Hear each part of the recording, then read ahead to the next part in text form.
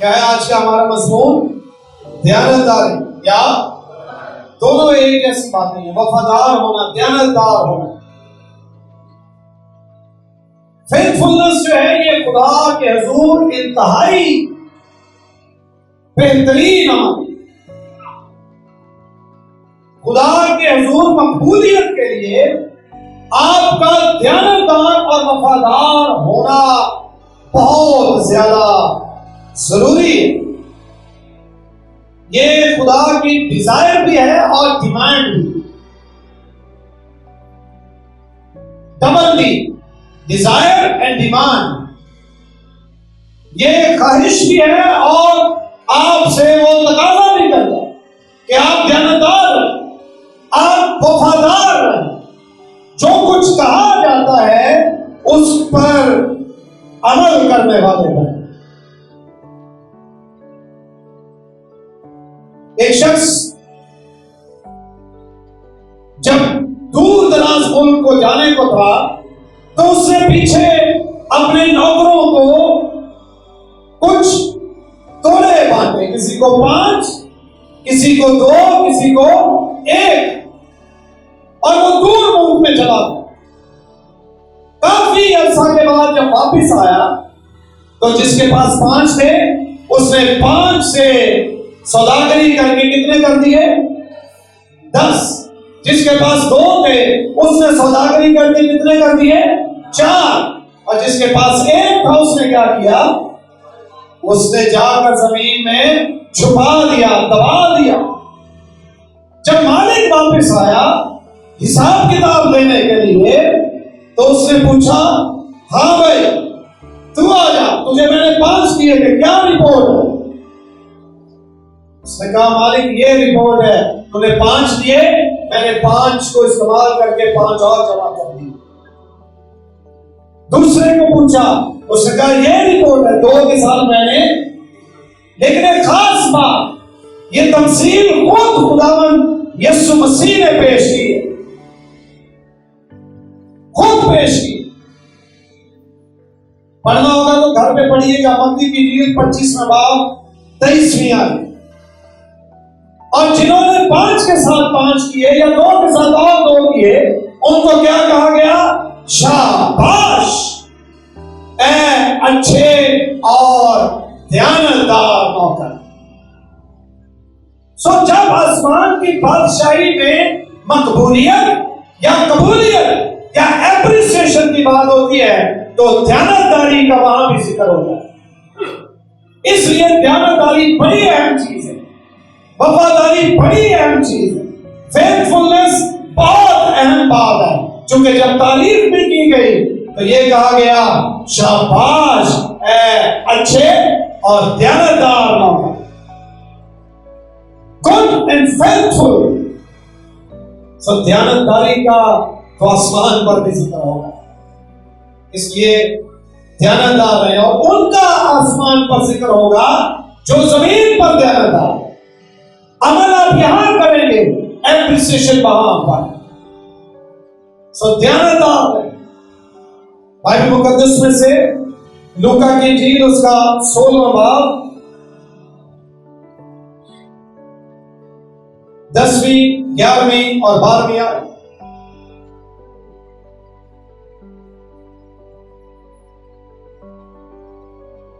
लूका की मार्फत यीशु मसीह की इंजील 16वां बाब और 10वीं आयत से इस तरह लिखा है, जो थोड़े में दयानतदार है वो बहुत में भी दयानतदार है। जो थोड़े में बात दयानत है वो बहुत में भी क्या है? बात दयानत। जो थोड़े में बात दयानत है वो बहुत में भी बात दयानत है। बस जब तुम नाराज दौलत में दयानतदार ना ठहरे तो हकीकी दौलत कौन तुम्हारे सुपुर्द करे? और अगर तुम बेगाना माल में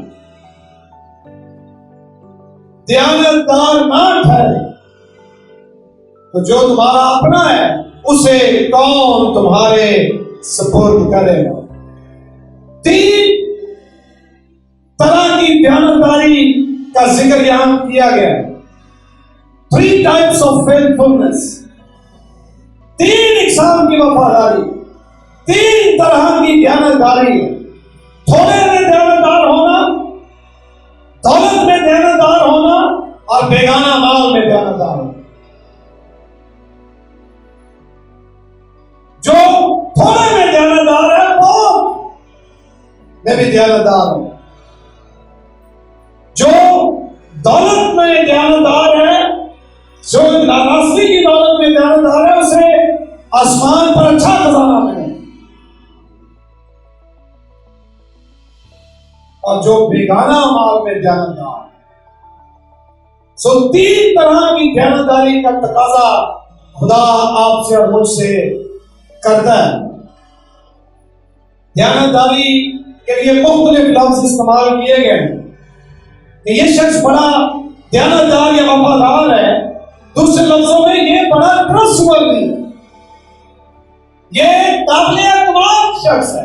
अगर थोड़े में कोई दयानतदार होगा तो वो क्या हो जाएगा? काबिल एतमाद हो जाएगा। अक्सर लोग लोन्स लेते हैं, ये जो इजी लोन्स मिलते हैं 20-25 हजार रुपए का, भाई साहब लोग को हंस के लोन देने का। कुछ लोगों का लोन लेना शुगर है, आप देते हो, पर ये बता सकते हैं कि भाई साहब जब एक लोन हम वक्त पे वापस करते हैं 15-20 हजार का, अगली बार लोन बढ़ता है कि नहीं बढ़ता? बढ़ जाता है। अगर आप 20 हजार लें और वक्त पे किसने अदा कर दें तो वो आपको अगली बार चाहे 40-50 हजार दे। तो ये दयानतदार है, ये काबिल एतमाद है, ट्रस्टवर्दी, ऑनेस्ट है। सो दयानतदार लोग काबिल एतमाद होते हैं। दूसरे लफ्जों में बददयानत लोगों पे कोई एतमाद नहीं है। अगर आप दयानतदार हैं तो काबिल एतमाद है, अगर आप बददयानत हैं तो आप काबिल एतमाद, कोई आप पर भरोसा नहीं करेगा। आप ऑनेस्ट होते हैं। दयानतदार लोग काबिल एतमाद होते हैं, दयानतदार वफादार लोग ऑनेस्ट होते हैं, सच्ची बात करते। दूसरे लफ्जों में सिंसियर होते हैं। वो जो अंदर है वो ही बाहर होते हैं, जो कहते हैं वो करते हैं। मेरे ये कलाम आप तक पहुंचाने का मकसद ये है कि हम सभी दयानतदार हो जाए, हम सभी वफादार हो, ताकि हम भी दूसरों की निगाह में ऑनेस्ट गिने जाए, हम भी दूसरों की निगाह में काबिल एतमाद हो जाए। दयानतदार लोग जो होते हैं वो डिपेंडेबल होते हैं, उन पर तकिया किया जा सकता है कि नहीं ये दयानतदार वफादार लोग हैं, 5 में वफादार है, अगली बार 50 में वफादार होगा। उन पर भरोसा होता है, उन पर तकिया किया जाता है, उन पर इंसान डिपेंड करता है। कोई आप बद दयानत आदमी पे कोई डिपेंड नहीं करता, नहीं मेरा कोई भरोसा नहीं। दयानतदार आदमी डिवोटेड होता है। डिवोटेड उसको कहते हैं जो फुली कमिटेड हो, यानी 100% जो बात कहे उसे पूरा करने के लिए तगो-दो में लगा है कि मैंने ये करना है। आपसे मेरा ये सवाल है कि खुद अपनी जात से ये सवाल पूछे, क्या मैं काबिल एतमाद हूं? क्या मैं ऑनेस्ट हूं? क्या मैं फुली कमिटेड हूं? क्या लोग मुझ पर भरोसा करते हैं? क्या मैं ऐसी शख्सियत हूं जिस पे लोग डिपेंड करें कि हाँ अगर इसके कुछ सपोर्ट किया जाएगा तो ये उस काम को आसान तरीके से सर अंजाम देगा। और ये कब होता है? जो थोड़े में दयानतदार, ये चीजें साबित की जाती है, दयानतदारी साबित होती है, वफादारी साबित की जाती है। जुबानी नहीं मैं दयानतदार हूं, मैं वफादार हूं, मुझ पे भरोसा करे, मुझ पे एतमाद करे, मुझ पे डिपेंड करे, नहीं। उसने कहा सबूत दिखाओ, 5 के साथ 5 लाए हो, जो कहा वो वो किया है तो मैं तुम पे आइंदा भी एतमाद करूंगा, वरना नहीं। एक जिसने दबा दिया उसने कहा तू काबिल एतमाद नहीं, तू सिंसियर नहीं, तू ऑनेस्ट नहीं, तुझ पर भरोसा ही नहीं हो सकता, तुझ पर डिपेंड ही नहीं किया जा सकता। क्यों? क्योंकि जो दिया तूने जाके दबा दिया। गाय से वो भी ले लो जिसके पास। क्यों? क्योंकि तू काबिल एतमाद नहीं है। हम अपनी जिंदगी में दूसरों को कोसते रहते हैं, इल्जाम देते रहते हैं।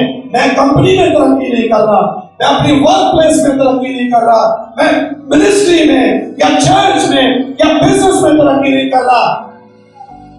क्या आप अपनी जात से यह सवाल पूछते हैं कि मैं काबिल एतमाद भी हूं? क्या जो कुछ मेरे सुपुर्द किया गया मैंने उसे वफादारी से सरंजाम दिया भी है? मसीह खुदावंद ने अपनी जुबान मुबारक से खुद कहा, जो थोड़े में ध्यानदार। क्या मैं थोड़े में ध्यानदार हूं? जब आप थोड़े में ध्यानदार होंगे तो बड़ी चीजों के मुकाबले होगा। 3 चीजों पर हम बात करें। थोड़े में ध्यानदार होना, रुपए पैसे में ध्यानदार होना, और बेगाना माल में ध्यानदार। आमीन। भाई थोड़ा वो है जो हमारे सुपुर्द किया जाए, रुपया पैसा वो है जो हमारा अपना हमारे पास है, लेकिन बाज़ औक़ात बेगानी चीजें भी हमारे पास रवाना होती है, हम उसमें भी ध्यानदार हैं कि नहीं? जैसे कंपनी का फोन मिल जाए तो बंदा मोबाइल इस्तेमाल करता है, बस ये भूख लेता है, चाचा ने वही बात है, इंतकाल करो कंपनी वाले। हम वो ध्यानदार नहीं जो जिम्मेदारी सौंप दी है। पहली मिसाल बाइबल मुकद्दस में थोड़े में ध्यानदार होना। दाऊद, हजरत दाऊद से हम सीखेंगे कि थोड़े में ध्यानदार होने वाले लोगों को खुदा बड़ी बड़ी बरकत और नेमत कैसे दे देता है। पहला शमूएल उसका 17वां बाब, चैप्टर नंबर 17। पहला शमूएल 17वां बाब। आपको पता ही है हजरत दाऊद जो है वो यसी का बेटा है, और ये कितने भाई थे? 8। कितने? 8 भाइयों में दाऊद सबसे छोटा है। अलियाब, अबीनदाब, शम्मा ये बड़े थे। अब ये सबसे छोटा है, यसी के घराने से, और सबसे छोटे को जिम्मेदारी क्या सौंपी गई? कम ऑन, क्या जिम्मेदारी सौंपी गई? भेड़ बकरियां चलाना। एक काम उसके सुपुर्द कर दिया है, अब उसकी ध्यानदारी और वफादारी का कैसे? जब शमूएल नबी आए बादशाह मखसूस करने के लिए यसी के घराने में, यसी भी घर में है, सातों बेटे भी घर में है, लेकिन ध्यानदार अपने काम में लगा हुआ, वफादार अपनी जिम्मेदारियां पूरी करने में लगा है। क्योंकि जो थोड़े में ध्यानदार है बहुत का मुख्तार किया जाए।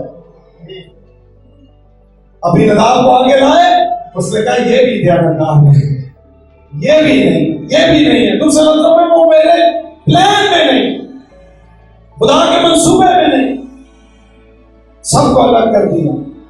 शमूएल ने पूछा तेरा कोई और बेटा भी है? उसने कहा एक है, छोटा है, वो भेड़ बकरियां चला रहा था, ऐसे बुला ले। जब वो आया तो उसे शमूएल ने मखसूस कर दिया, और मखसूस किस लिए कर दिया? कि तू बनी इस्राएल का बादशाह होगा। यानी एकदम भेड़े चलाने वाले को मखसूस किस लिए कर दिया गया? बादशाही। जब आप थोड़े में ध्यानदार हो,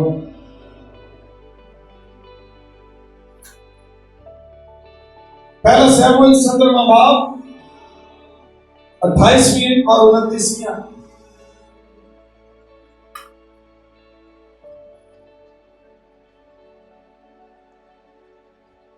और उसके सबब से बड़े भाई ने, जब आपको सारा वाक्य पता ही, आप घर पे जाके पढ़ लीजिएगा, जब बनी इस्राएल की फिलिस्तीनियों से जंग होने को थी, एक तरफ बनी इस्राएली खड़े थे, एक तरफ फिलिस्तीनी खड़े थे।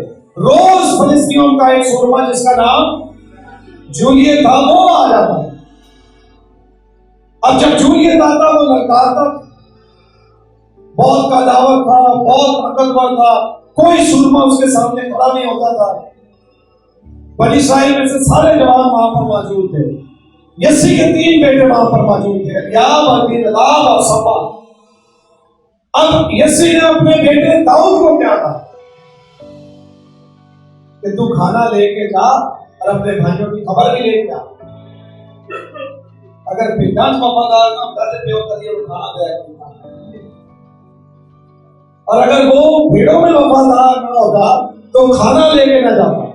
खाना लेके ना जाता तो दाऊद जूलियस से मिलता ना, जूलियस से मिलता ना तो जूलियस को मारता ना, अगर मारता ना तो कोई ये कहता ना कि साउल ने हजारों को, लेकिन दाऊद ने, और तख्त पे पहुंचता भी ना। सो अब सीढ़ियां देखे कैसी हैं, ध्यानदारी की जो कदम है वो आपको तख्त पे लेके जाता है। और सीधा तख्त पे जाना चाहिए, खुदा मुझे तख्त पे बिठा, तख्त पे बिठा, तख्त पे बिठा। वो कहते जाके बकरियां चला, नहीं रुक सकते, जब अपना मन रोटी देगा मेरा क्या काम है, तो सैमुअल ने बादशाह को कर दिया था रोटी मांग रहा। देखिए तो पता किसी ने आया टीचर मुबशर मास्टर बना दे, ये लोग ने क्या पढ़े नहीं लोग। मैं लीडर हूं, मेरा की काम है भाई, उनको कुछ सीखना है, उनको खाना मिले, उनको पानी का कर सकता कम थोड़ी है इस वर्ग से। ध्यानदार आदमी भेड़ों की जिम्मेदारी के लिए वहां ध्यानदार बाप ने बुलाया, जा भाइयों के पास चला जा और ये रोटी दे के आ जा और उनकी खबर भी लेके आ जा, वहां भी जा। पहले अगला वाक्य बताता हूं फिर पीछे लेके जाना। जब दाऊद वहां चला गया रोटी लेके तो पूछना शुरू हो गया, कभी इसको कभी इसको। बड़े भाई ने उसको देखा तो 28वें में लिखा है, और उसके सबब से बड़े भाई अबीयाब ने उसकी बातों को जो वो लोगों से करता था, यानी दाऊद लोगों से करता था, सुना, और अबीयाब का गुस्सा दाऊद पर भड़का और वो कहने लगा तू यहां क्यों आया। और वो थोड़ी सी भेड़ बकरियां,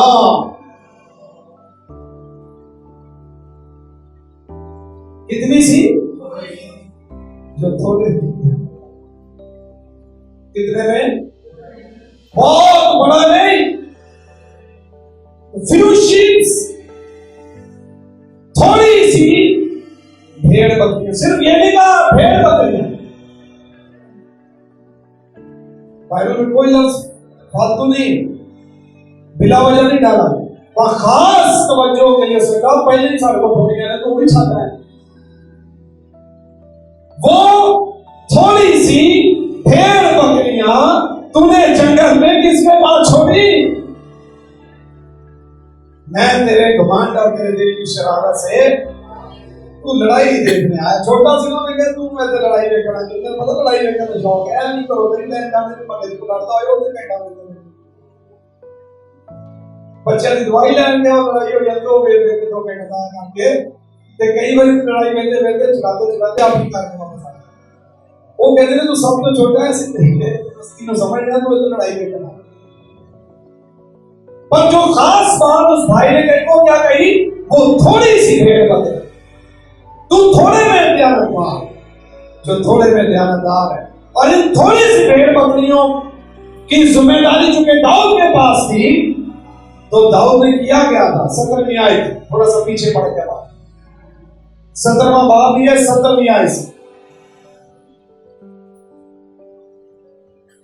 और यसी ने अपने बेटे दाऊद से कहा कि इस भुने अनाज में से एक एफा और ये 10 रोटियां अपने भाइयों के लिए लेकर उनको जल्द लश्करगाह में अपने भाइयों के पास पहुंचा दे, और उनके हजारी सरदार के पास पनीर की ये 10 टिक्कियां ले जा और देख कि तेरे भाइयों का क्या हाल है, और उनकी कुछ निशानी ले आ, यानी वो जिंदा है, जान गया ना, उनकी कुछ निशानी ले आ। ध्यानदार का अमल देखिएगा, उनकी कुछ निशानी ले आ। 19वीं आयत में, और साउल और वो भाई और सब इस्राएली मर्द एला की वादी में फिलिस्तीनियों से लड़ रहे थे। और जब यिशै ने दाऊद को कहा जा, तो 20वीं आयत, और दाऊद सुबह को सवेरे उठा। जब बाप ने जिम्मेदारी लगाई कि भाइयों के पास जाना है, तो दाऊद सुबह को सवेरे उठा और भेड़ बकरियों को एक निगहबान के पास छोड़ दिया। किसके पास छोड़कर? मैंने कहा ठीक है, मैंने दूजा काम मिले है, पर जेड़ा पहला मिले है ना उन्होंने हमें चाहिए। ये ध्यानदारी, इसको कहते हैं ध्यानदारी। अपने काम से वफादार, जो जिम्मेदारी दी गई, he was dependable, trustworthy, honest, devoted, fully committed। बाप ने कहा जा भाइयों को रोटी देगा, उसने कहा मैं रोटी लेके जाऊंगा। नॉर्मल टाइम, जिस टाइम पे वो भेड़ बकरियों के पास जाता था, उससे पहले उठा, सुबह सवेरे उठ गया कि जो पहले जिम्मेदारी उसको पूरा है। कई बार कहीं ना मैं ड्यूटी था तो उनको फोन आता है, पीछे चढ़ के बता नहीं लगा वो पर सब वही करन चले साले के साथ मोबाइल से सामने सब प्लान दिया कर। जो काम आपके सपोर्ट किया जाता है ध्यानदारी से होता है। दाऊद ने क्या किया? सुबह सवेरे उठा, पहले गया और जो थोड़ी सी भेड़ बकरियां उसके पास थी, उस थोड़े से ध्यानदारी से साथ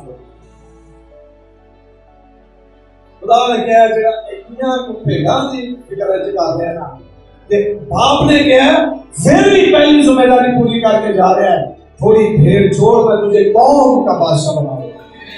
क्योंकि तू थोड़े में ध्यानदार है, तू कौम में भी ध्यानदार है। तू ध्यानदार को बशर पाओ भी ध्यानदार है, तू ध्यानदार है तू मुबशर भी ध्यानदार है, तू ध्यानदार मेंबर है तू आगे भी ध्यानदार है। बदध्यानत लोगों की तरक्की रुक जाती है और फिर वो इल्जाम दूसरों पे लगाते हैं। कंपनीज में भी, वर्क प्लेसेस में भी, बिजनेसेस में भी हम जब बदध्यानत होंगे, दुनिया हमें देखे ना देखे, आसमानी बाप हमारी ध्यानदारी वफादारी देगा। हम कमिटेड कितने? दाऊद थोड़े में ध्यानदार, और ध्यानदार के साथ खुदा खुद खड़ा होता है, वफादार के साथ खुदा खुद खड़ा होता है। पहले उसने उसका बंदोबस्त किया, फिर गया और वहां जो कुछ हुआ आप जानते हैं कि एक बार से उसने दुनिया को मार दिया। आमीन आमीन।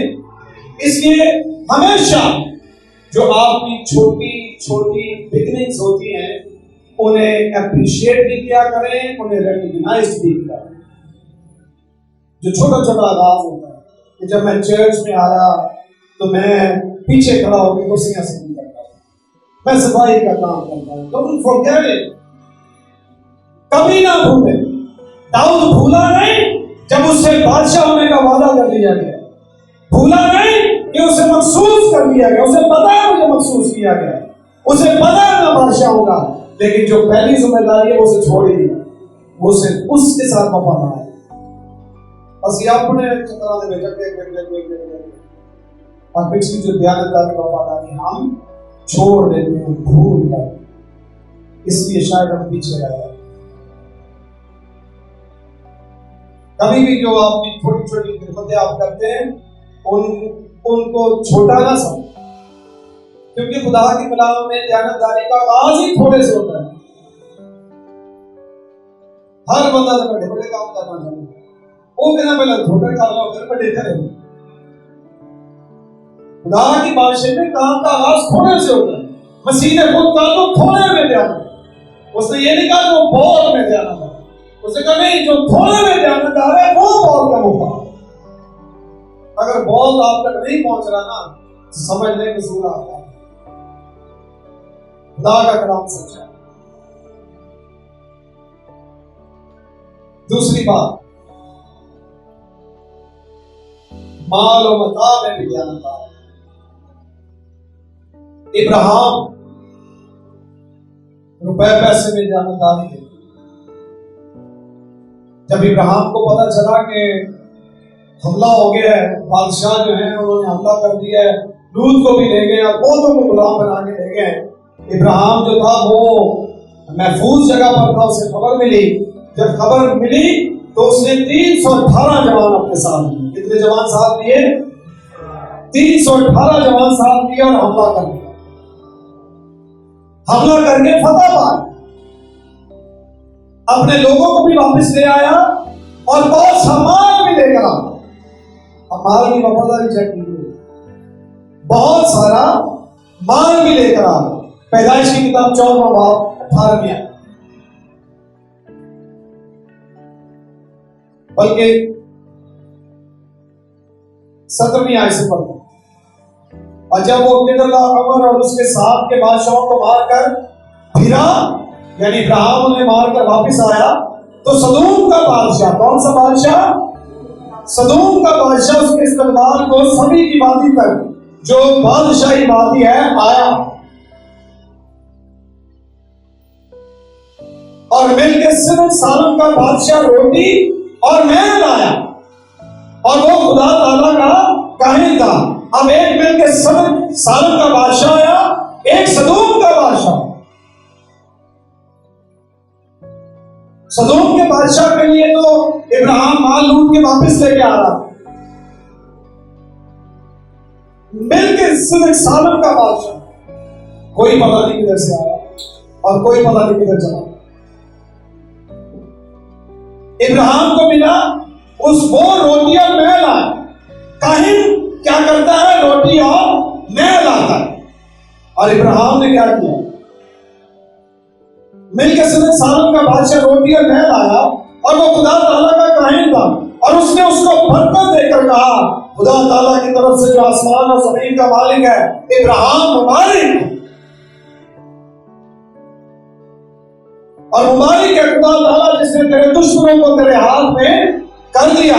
तब इब्राहिम ने, यानी इस वक्त वो इब्राहिम था, इब्राहिम ने सबका 10वां हिस्सा उसको दिया।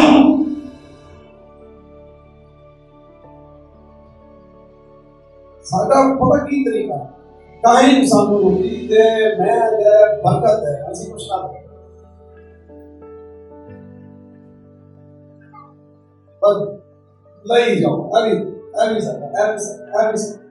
काहिन रोटी और मैं लाया, यानी खुराक लेकर आया। और आजकल के दौर में चर्चिस में रूहानी खुराक आपको मिलती है, उसने उससे दुआ की। ये काहिन की जिम्मेदारी, रूहानी खुराक देना, दुआएं देना। इब्राहिम ने से बदले में क्या दिया? क्या दिया? नहीं, हाँ, सबका 10वां हिस्सा। जंग किससे लड़ी? इब्राहिम। फौज किसकी गई? इब्राहिम। 318 लोग किसके थे? इब्राहिम के। अपनी जान किसने रिस्क में डाली? इब्राहिम ने। माल लेकर कौन आ रहा है? इब्राहिम।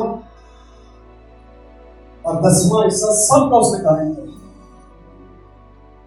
कईयों के जहन में ये रोग और बीमारी लगी है, सवेरे ਅਸੀਂ ਉੱਠਦੇ ਹਾਂ, ਸ਼ਾਮ ਤੱਕ ਖਾਂਦੇ ਹਾਂ, ਮਿਹਨਤ ਕਰਦੇ ਹਾਂ, ਗਰਮੀ ਚ ਐਵੇਂ ਹੋਵੇ, ਤੇ ਬਾਅਦ ਚ ਜਾ ਕੇ ਅਸੀਂ 10ਵਾਂ ਹਿੱਸਾ ਬਰਾਦਰ ਜ਼ਰੂਰ ਦੇ ਦਈਏ ਕਿ ਚਰਚ ਦੇ ਦਈਏ। आप सिर्फ मेहनत करते हैं। इब्राहिम ने अपनी जान भी दांव पे लगाई, फिर भी उसने सबका 10वां हिस्सा। आप शायद जान दांव पे ना लगाए, सबका 10वां हिस्सा दिया। तो पैसे में, वो माल में पहली ध्यानदारी, 3 स्टेप की ध्यानदारी है माल की उसकी। यहां पहली ध्यानदारी सबका 10वां हिस्सा उसने दिया। और लिखा सदोम के बादशाह ने इब्राहिम से, यानी इब्राहिम से कहा कि आदमियों को मुझे दे दे और माल अपने लिए रख ले। अब देखिए, जितना माल वो लूट के आया है, 10वां हिस्सा सबका मिलकर सदर को दे दिया। अब जो रह गया माल वो लेकर आगे बढ़ा, तो सदोम का बादशाह मिल गया। सदोम के बादशाह ने क्या कहा? ऐसा कर, माल तू ले ले और आदमी मुझे दे दे, आदमियों को मुझे दे दे और माल अपने लिए रख ले। पर इब्राहिम ने सदोम के बादशाह से कहा, मैंने खुदा ताला आसमान और जमीन के मालिक की कसम उठाई है कि मैं ना तो कोई धागा, ना जूती का तस्मा, ना तेरी और कोई चीज लूं ताकि तू ना कह सके मैंने इब्राहिम को दौलतमंद बनाया। है कि जो उसका हक नहीं है वो कहता है ये मैं नहीं कर सकता, और तेरे को तो लेना भी नहीं, फिर तू ये ना कह कि मैंने इब्राहिम को ध्यानदारी चेक कर। 100% में से 10% दे के आ गया, 90% उसको मिल रहा है, वो भी कहता है जेड़ा मेरा नहीं हो नहीं, नाहक मैं नहीं रहना। उसका थोड़ी, वो जंग के लिए गया है। जंग का दस्तूर और उसूल ये है कि जो जाते हैं वो जब वापिस लेकर आते हैं तो सल्तनत को देते हैं, सल्तनत उसमें से कुछ फौजियों को बांट देते। इब्राहिम ने कहा मेनू ना दे, मेरे पास डोंट मेक अ डील। बड़ी अच्छी डील सी दे दे माल बत्ती का महंगाई बहुत हो गई है, फिर बहुत ये है वो है इधर है उधर है, रखो जी अच्छे बच्चे मेरे, दयानतदारी नहीं। उसने कहा ना, मैं झूठी का तस्मा भी नहीं लूं, तुझसे नहीं लूं। तू ये ना कह दे कि मैंने इब्राहिम को दौलतमंद कर दिया। यानी दौलत को रिजेक्ट करने में भी उसे पता कि कल को मेरा खुदा मुझे दौलतमंद करेगा। यानी वो उस वक्त भी दौलतमंद हो सकता, इतनी दौलत लूट के लाया था, उस वक्त भी दौलतमंद हो सकता था। तो मैं क्या गेंद नहीं होना, तो फेरना भागना चिपना दे दिया वापस। और काबिल गौर बात, जब उसने ये कहा कि तू कहीं तू ये ना कह दे कि मैंने इब्राहिम को दौलतमंद बना दिया, सिवा उसके जो जवानों ने खा लिया और उन आदमियों के हिस्से के जो मेरे साथ गए। मतलब सदोम का बादशाह पता क्या कह रहा है, अगर नाल कैसे नहीं बदल रहा था, जो खा लिया है वो इनका, और जो मेरे साथ गए उनका भी हिस्सा। उस सिवा उसके जो जवानों ने खा लिया उन आदमियों के हिस्से के जो मेरे साथ गए। सो अनीर और अस्काल और हमने अपना अपना हिस्सा ले लो। जो जिसका बनता है उसको दो, जो जिस सल्तनत का है, जो जिस हुकूमत का है वो ही ले। साਡਾ तरीका ही कोई और नहीं, किसी को पता लगा।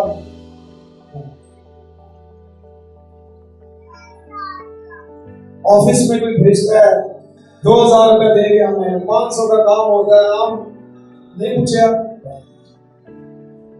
कईयां की आदत ऐसी बकाया पूछो ना भी देते हैं, बददेहनती है कि नहीं, दयानतदारी से आके चीजों को वापस लौटा। सिर्फ चर्च की बात नहीं है, वर्क प्लेस में भी जहां काम कर रहे पता चले कि ये खुदा का दयानतदार बंदा नहीं है, वो आप पे भरोसा करे, आप पे एतमाद करे। और जैसे ही इब्राहिम ने ये किया ना, रद्द कर दिया सब कुछ, तो 15वें बाब की पहली आयत में लिखा है, इन बातों के बाद खुदा का कलाम रोया में इब्राहिम पर नाज़िल हुआ और उसने फरमाया, इब्राहिम तू मत डर, मैं तेरी सिपर और वार पर आ जाऊं। तू दयानतदार है, इसलिए अब मैं तेरी सिपर और बहुत बड़ा वैसे में दयानतदार। सब कुछ आप, लेकिन 10वां हिस्सा खुदावंद को दिया है। जब आपका कोई है ही नहीं, उसको आप गिनते कैसे? यानी लिखा है 10वां हिस्सा किसका है? खुदावंद। तो जब आपकी जो इनकम है उसमें 10वां हिस्सा ऑलरेडी खुदावंद का है, उसे अपना गिना ही ना करें। Don't count on that. Salary में आप उसको गिना ही ना करें, ये मेरा है, ये मेरा है ही। ये किसका है? जो थोड़े में दयानतदार, दिया करो तुम्हें भी दिया जाएगा, अच्छा पैमाना लबरेज करके तुम्हारे गले में डाला जाएगा। जब आप दयानतदार होंगे वो देगा। और फिर खुद आके कहेगा, इब्राहिम ने रिजेक्ट की बादशाह की दौलत, खुदा खुद आके कहता है मैं तेरी सबसे बड़ी दौलत, और देख अब मैं तुझे अमीर करूंगा। और खुदा ने फिर इस कदर अमीर किया कि सिर्फ वही अमीर नहीं हुआ, खुदा ने कहा जब तेरी इस वफादारी की बुनियाद पे तू अमीर होगा, तेरी नस्लें अमीर होंगी और नस्ल दर नस्ल अमीर रहेंगे। और आज की जो बनी इसराइल की शान है, जो दौलत है, जो रुतबा है, जो मुकाम है, उसकी क्या बात। उनकी हिकमत, उनकी तरक्की, उनकी कामयाबी की मिसालें नहीं खत्म। आखिरी बात, बेगाने माल में ध्यान डाल, जो आपका नहीं है वो आपका नहीं। ये तो सिर्फ दौलत की बात है। बेगानी कोई भी चीज, बेगाने की बीवी और शौहर का बेगाना, बेगाने बेगाना जो अपना नहीं। राजी साहब, बेगाना किसको कहते हैं? जो अपना नहीं। आमतौर पर रिश्ते का तो लोग पहुंचते नहीं, अपना तो मतलब क्या होता है? रिश्तेदारों ने किया है क्या वो बड़ा चुकी कर उन्होंने पता की शुमार करता है बेगाने, यानी हमारा उनसे कोई ब्लड रिलेशन नहीं है, हमारे उनसे कोई रिश्तेदारी नहीं है, किसी तरह का कोई करीबी ताल्लुक नहीं है, वो बेगाना है। जो अपना नहीं है वो क्या है? बेगाना है। ये हारमोनियम जो है एल्डर साहब है, मेरे लिए ये बेगाना है, मेरा नहीं है। जो चीजें चर्च की हैं वो कलीसिया के लिए बेगानी है। ऐसे को कार प्रोग्राम में कीबोर्ड ला जाइए, ढोलकी ला जाइए, कुर्सियां ला जाइए, ये बेगाना माल है, इसका लालच ना करेंगे, ये हमारा है ही नहीं। बात इसलिए कही है, मुझे एक बार कहा चलो मारना बाबा बेगाने मार दी करता, लेकिन समझा दी कि ये बातें करनी नहीं चाहिए, खुदा का है, ये बेगाना हो गया, ये हमारा नहीं है। आमतौर पर क्या कहते हैं? ये फैटी लेते हैं, ये दुआरिया कम है, ये तो चपल है, वो मखसूस हो गए। तो जो चीजें मखसूस है वो मखसूस है, जो बेगाना है वो क्या है? यूसुफ पैदाइश की किताब 39वां बाब, आप घर जाके पढ़िएगा तो बहुत ही मिनट इसमें बात करता है। यूसुफ ख्वाब देखने वाला, उसके अपने भाई इसके खिलाफ हो गए, उन्होंने उसे मारने की कोशिश की, कुएं में फेंक दिया, इस्माइलियों ने खरीद लिया, इस्माइली मिस्र में लेके चले गए, एक जगह बिके है, इस्माइली लेके मिस्र में चले गए, उधर जाके फिर नहीं गए, पोतीफर ने उसे खरीद लिया। पोतीफर जो था वो मिस्र के बादशाह फिरौन का और करीबी सरदार, पोतीफर ने सारे कामों का उसी को इंचार्ज बना दिया, सब जिम्मेदारी उस पर सौंपी, वो उसके घर पे रहना शुरू हो गया। अब 6वीं आयत और 9वीं आयत, 39वां बाब पैदाइश की किताब, चैप्टर नंबर 39, 6वीं, 7वीं, 8वीं और 9वीं आयत। और उसने अपना सब कुछ यूसुफ के हाथ में छोड़ दिया,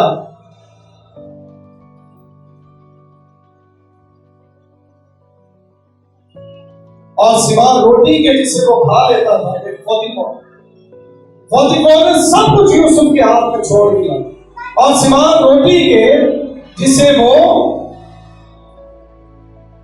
खा लेता था, उसे अपनी किसी चीज का होश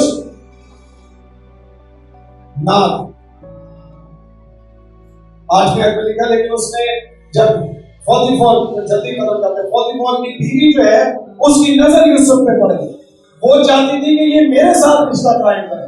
यूसुफ ने मना कर दिया, लेकिन उसने इनकार किया और अपने आका की बीवी से कहा, देख, अब बयान सुनिएगा। यूसुफ ने कहा, देख, मेरे आका को खबर भी नहीं कि इस घर में मेरे पास क्या क्या है, और उसने अपना सब कुछ मेरे हाथ में छोड़ दिया, और इस घर में मुझसे बड़ा कोई नहीं, और उसने तेरे सिवा कोई चीज मुझसे बात नहीं है। फर्क कर दिया उसने, ये सब जो है ये तेरे पास है, तू मेरे पास नहीं है, तू बेगाना।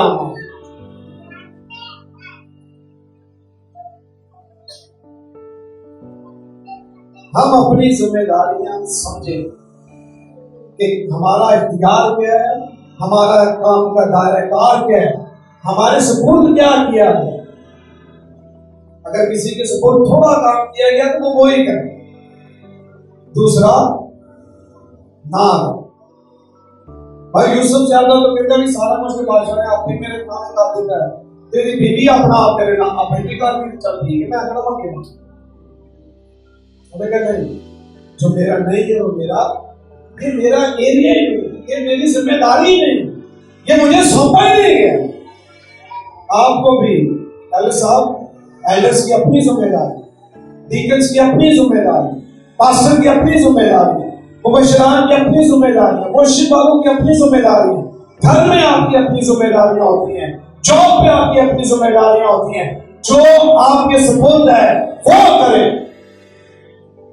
जो आपका नहीं है उससे मैं नहीं दे रहा नहीं। आज सारे काम भाई अंदर परवेज ने बहुत गाड़ियां चलाई हैं, छोटी बड़ी सारी गाड़ियां चलाई हैं। मालिक ने तो अपनी गड्डी चलाता है ना, तो फर्क होती है तो रेंट की गड्डी चलाता ना फर्क।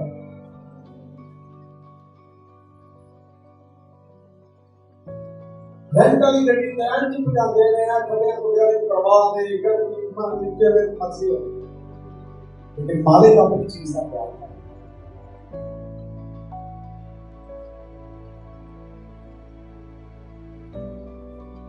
और अगर मालिक से अजीज दोस्त करीबी को कोई जिम्मेदारी उठाता है तो भैया है तो ध्यान न चलाना है, ध्यान न समझना है, अगला उसने कब्जा ही करते हैं। जितना काम आपके सपोर्ट किया गया उतना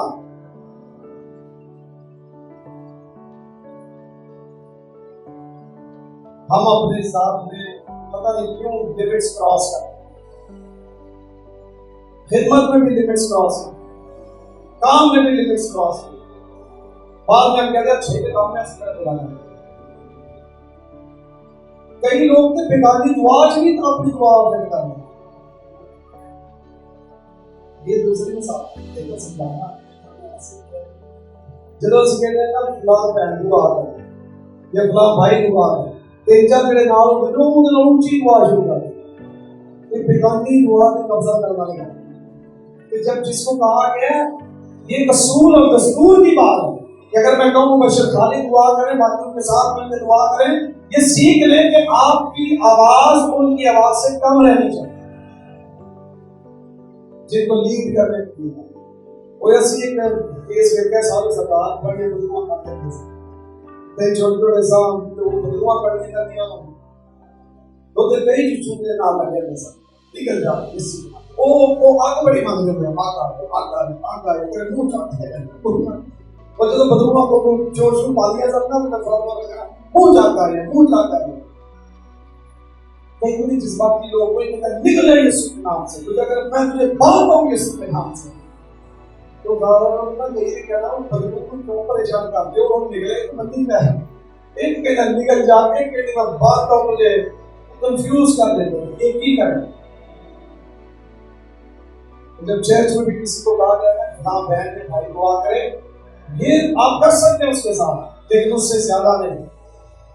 तो कई दूसरे नाम नकल करा रहे मेरी दुआ की नकल पता कैसे करा रहे होते, पता दुआ कर रहा है इनको बरकत दे, और उन्होंने याद कराना अपने नाम उनकी सारी बोल इनके बच्चों के लिए भी बुलाना करके अच्छा ताकि ना पता लगे बच्चा की दुआ कर रही है। अगर तुम भूल जाए तो नाम शादी करा रहे हैं, ये करना है वो करना है, बेगानी दुआ में भी चंपना मार। खाना डिस्ट्रीब्यूशन वाली टीम बना देते, कई बार नए लोग उसमें तके ना फिट हो गए, उन्होंने सारे तरतीब होता है। आप उस एरिया में दाखिल ना जो वर्शिप करता है गाने वालों के साथ, अगर गीत गाने वाला मीटिंग प्रिजाइडर हो तुम त्रिखा गाने लग पड़े तो आप बेगाने काम में जाओ। वर्शिपर जो है अगर मीटिंग प्रिजाइडर की जगह वो कलर करी जाए बेगाना महाल है, इसका लालच या मुबशरों का काम बड़ा अच्छा है काम समझना लालच ना है। ये आपका आप अपने काम के साथ वफादार हैं, खुदा आपको जल्द करना है। आमीन। दाऊद थोड़े में ध्यानदार रहा, इब्राहिम माल दौलत में ध्यानदार रहा, ज्यादा पा गया। यूसुफ ने बेगाना का लालच नहीं किया, जो उसके सपोर्ट था वही किया, वो भी तख्त पर बैठ गया, बादशाही को हासिल किया। आमीन। खुदा आप सबको